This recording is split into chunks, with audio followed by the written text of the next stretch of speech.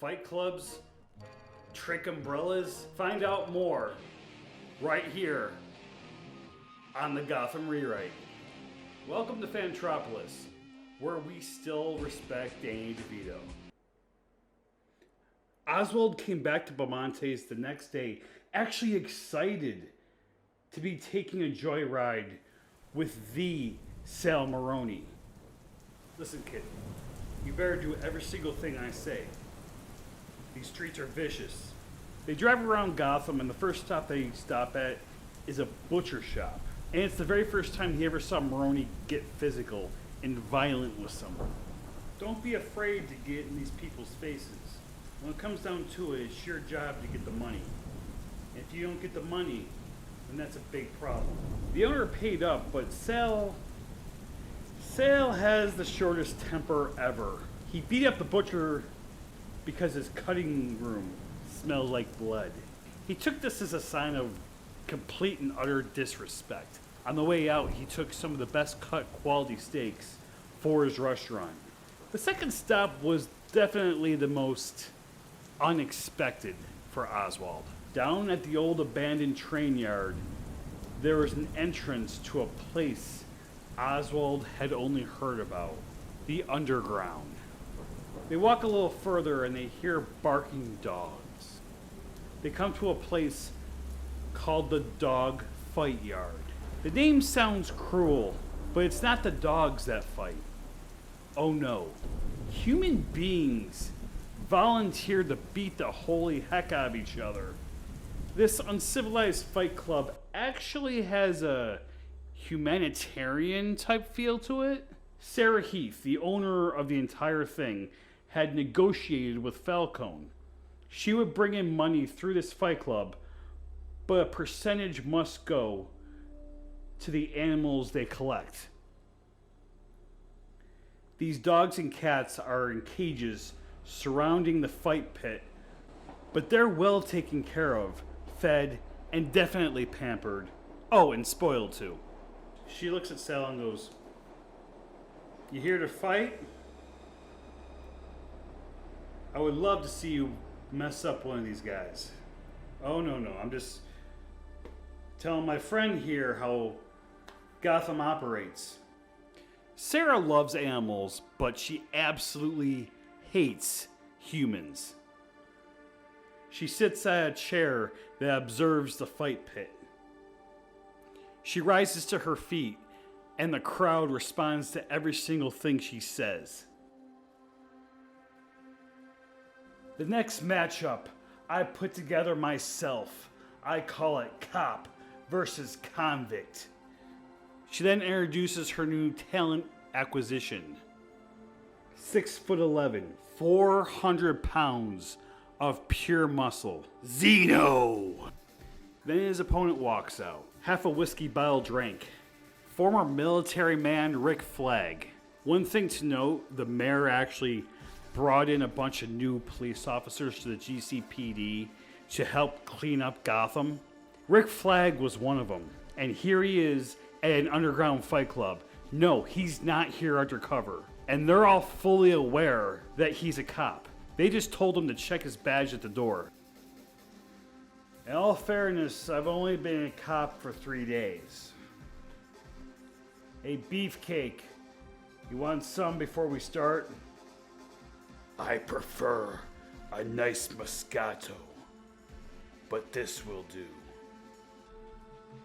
The fight starts when Zemo grabs Rick Flag and presses him up above his head, giving the crowd just their money's worth before he breaks this guy. His words, not mine. Rick manages to slither out and punches him right in the face. Come on, baby, get in there, come on. You see, when picking out a true fighter, always bet on the biggest. Rick spends the entire fight on defense, but it works. A buzzer then sounds. Rick Flag is the winner. Zeno might be strong. He might be agile himself. He might be a beast. But he didn't inquire about asking the rules. For an underground fight club, has a moral and honor code. You must knock out your opponent, but in the time allowed. Sal says to Oswald, in this line of work you have to think outside the box. He says he just lost money on a fight, but he doesn't see a loser in Zeno. He sees potential muscle. Sal excuses himself and goes and speaks to Zeno, who is angry and starts hitting one of the guys in the front row.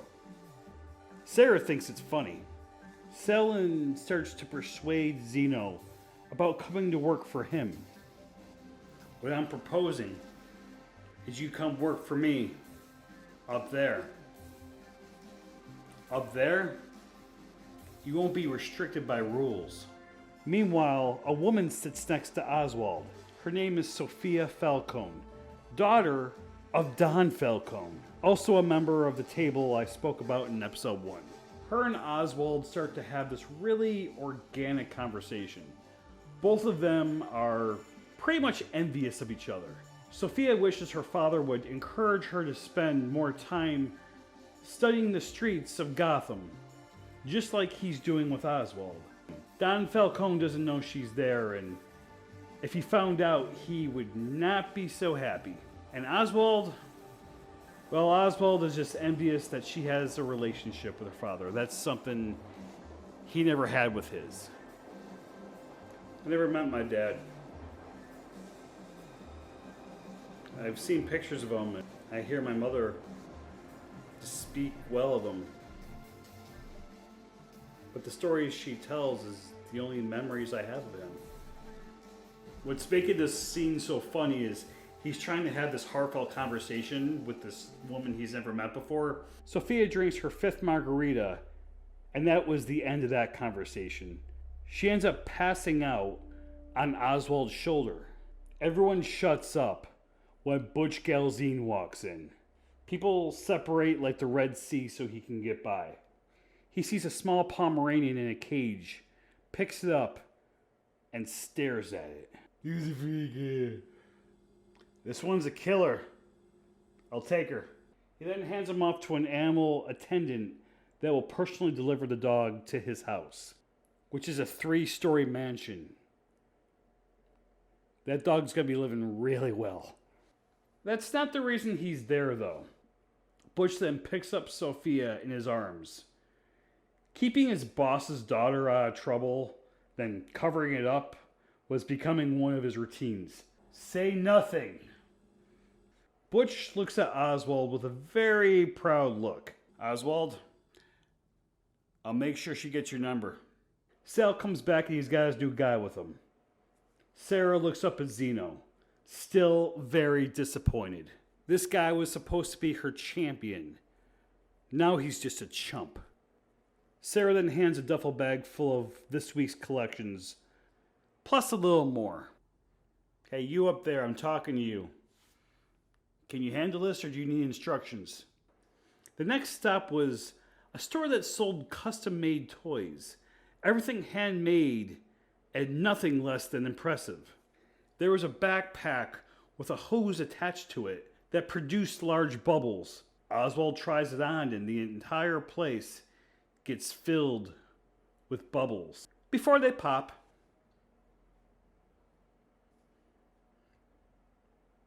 are you done?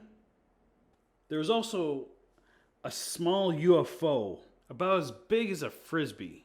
And special added little detail, there's also a little alien in the driver's seat. And the thing can fly. I know this isn't really impressive and uncommon in the real world, but in this Gotham-esque universe, this has never been seen before. No one's seen anything like it. This store and everything made in it is due to one man. Oswald never got the person's name because Maronie just kept on referring to him as Toy Man. Turns out this guy's a brilliant engineer that used to work for the military. He has an innocent soul, he says. If you're not creating things you enjoy, then why bother? He then hands over his collections, and probably the most least impressive thing Oswald has seen so far. An umbrella. Sal says he arranged Toyman here to make this. This isn't no ordinary umbrella. The top of the neck folds down to load a chamber. That's right. Maronie made Toyman do something he didn't want to do, and that's make an umbrella shotgun hybrid. Thinking outside the box, Maronie says. The final stop of the day was the most terrifying for Oswald. At first it seemed harmless. An old barber shop ran by an old man. Maronie says, "This one's yours." Oswald walks in, and there's the old barber sharpening his blade. He then notices something Maronie didn't care to tell him. The barber was blind. Oswald then asks politely for the collection. "You threatening old man?" And holds up his blade and starts to slice the air, knowing eventually he's going to hit Oswald.